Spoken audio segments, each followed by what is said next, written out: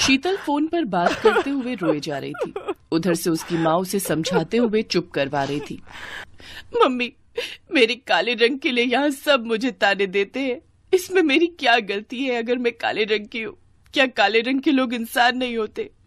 अब तो बहुत मन खराब होता है मम्मी। मुझे आपकी बहुत याद आ रही है। मैं बहुत परेशान हूँ। रो मत बेटी, सब ठीक हो जाएगा। एक दिन तेरे ससुराल वालों को तेरी अच्छाई का एहसास जरूर होगा। शीतल फोन रख देती है और कमरे से बाहर आकर रसोई के कामों में लग जाती है। मम्मी जी, रसोई में मसाले खत्म हो गए हैं। आपके घुटनों में दर्द है और मैं जा नहीं सकती। मैंने मशीन लगाई है, कपड़े धोने लगी हूँ। अरे तो ये शीतल क्या कर रही है? इसे भेज दे मसाले लेने के लिए। वैसे भी इसकी काली शक्ल देख देख कर दिमाग और खराब होता है। थोड़ी देर घर से बाहर रहेगी तो घर में उजाला रहेगा। शीतल, जाओ बाजार से रसोई के सारे मसाले खरीद लाओ। एक भी मसाला छूटना नहीं चाहिए। मैंने लिस्ट में सारे मसाले लिख दिए हैं। जी भाभी, मैं ले आती हूँ। हमारी ही किस्मत फूटी थी जो ऐसी काली बहू मिली। कोई ऐसा मसाला भी ढूंढ लाना जिसे खाने से तेरा रंग गोरा हो जाए। शीतल अपनी सास की बातें सुनकर चुप रहती है, क्योंकि ये सब वो रोजाना ही सुनती थी। शीतल बाजार तो चली जाती है, पर उस दिन बाजार बंद था। भैया, ये राशन की दुकानें क्यों बंद हैं? बहन जी, सोमवार सारी दुकानें बंद रहती हैं। अरे आज तो सोमवार है, मुझे तो ध्यान ही नहीं रहा। शीतल को तो ध्यान नहीं रहा, पर उसकी जेठानी और सास को ये बात अच्छे से पता थी। मम्मी जी, हमने अच्छा किया, आज सोमवार की छुट्टी होती है। वो बेचारी शीतल बाजार में मसाले की दुकान ढूंढ रही होगी। आप शीतल को तंग करने का कोई मौका नहीं छोड़ते हो। छोड़ना भी नहीं है, मैं तो सच में उससे बहुत नफरत करती हूँ। घूमती रहने दो धूप में बाजार में। जब खाली हाथ लौट कर आएगी तो अच्छे से सुना देंगे। शीतल बहुत परेशान थी। बाजार में मसाले की कोई भी दुकान नहीं खुली थी। शीतल घूमती रही। दोपहर में धूप बहुत तेज हो गई थी। शीतल को बहुत प्यास भी लगी थी।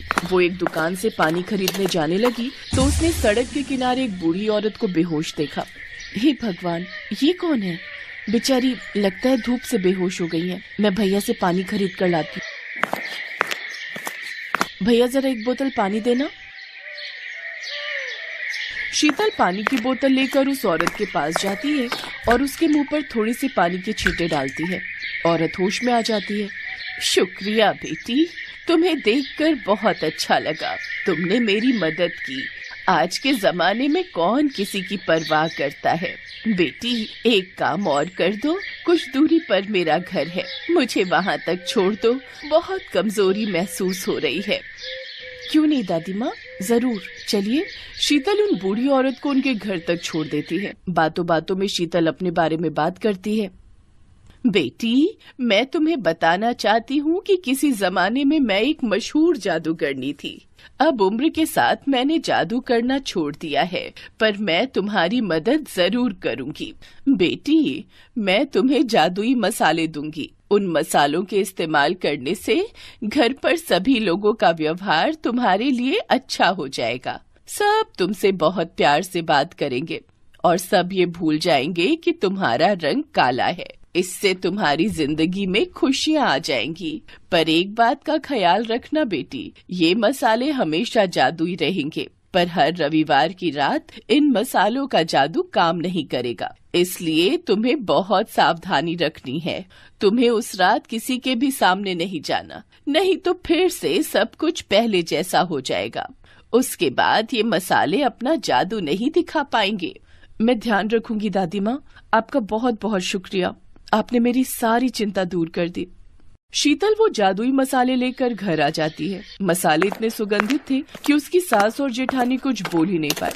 उस दिन सब्जी में वही मसाले इस्तेमाल हुए और जादुई मसालों ने अपना काम करना शुरू कर दिया।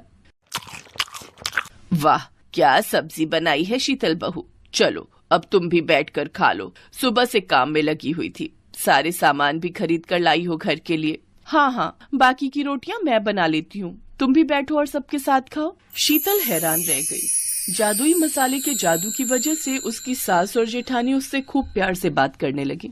3-4 दिन तक ऐसे ही रहा, पर जब संडे आया तो शीतल को चिंता हो गई। आज तो संडे है, आज रात मुझे बहुत ध्यान देना है। ऐसा ना हो कि किसी को पता चल जाए। मैं कमरे में ही रहूंगी। शीतल, मैं और बड़े भैया रात को शादी में जा रहे हैं। हम सुबह तक लौटेंगे तो माँ का ख्याल रखना। हाँ हाँ, आप चिंता मत करो। चलो अच्छा है आज रात ये और भैया शादी में जा रहे हैं। मैं चुप करके सो जाऊंगी, किसी को पता नहीं चलेगा और कल सब कुछ फिर से ठीक हो जाएगा। शीतल को तसल्ली थी कि रवि और उसके जेठ दोनों शादी में चले गए हैं। शीतल ने सोचा वो अपने कमरे की कुंडी लगाकर सो जाएगी ताकि रविवार की रात आराम से निकल जाए। पर अचानक शीतल की सास अपने कमरे में से आवाज लगाने लगी, कविता बहू, जल्दी आओ, मेरी सांस घुट रही है। सास की आवाज शीतल ने भी सुन ली थी। वो भी जेठानी के साथ अपनी सास के कमरे में जाती है। सास की तबीयत बहुत ज्यादा खराब हो चुकी थी। शीतल को याद ही नहीं रहा कि मसालों का असर खत्म हो चुका है। मम्मी जी चिंता मत करो, हम आपको अभी डॉक्टर के पास ले चलते हैं। ये लो, कर लो बात, जैसी शक्ल वैसी अकल। अरे इतनी रात में कोई ऑटो रिक्शा नहीं मिलेगा, ना ही कोई गाड़ी मिलेगी। भाभी कार तो घर पर खड़ी है ना, हम अपनी कार से ले चलते हैं। हमें कार चलानी थोड़ी आती है, ये दोनों भाई भी घर पर नहीं है।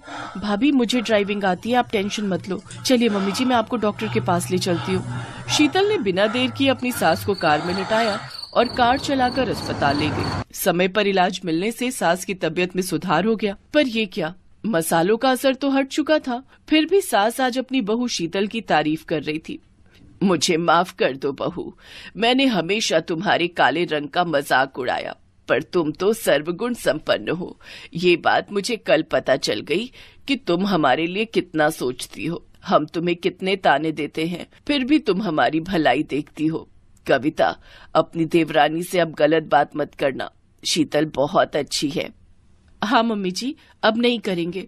शीतल, आई एम सॉरी, अब हम तुम्हारे काले रंग के लिए तुम्हें कभी ताना नहीं देंगे। शीतल खुश थी कि भले ही जादुई मसालों का असर खत्म हो गया, पर मुसीबत के समय अपनों के काम आकर शीतल ने सबका दिल जीत लिया।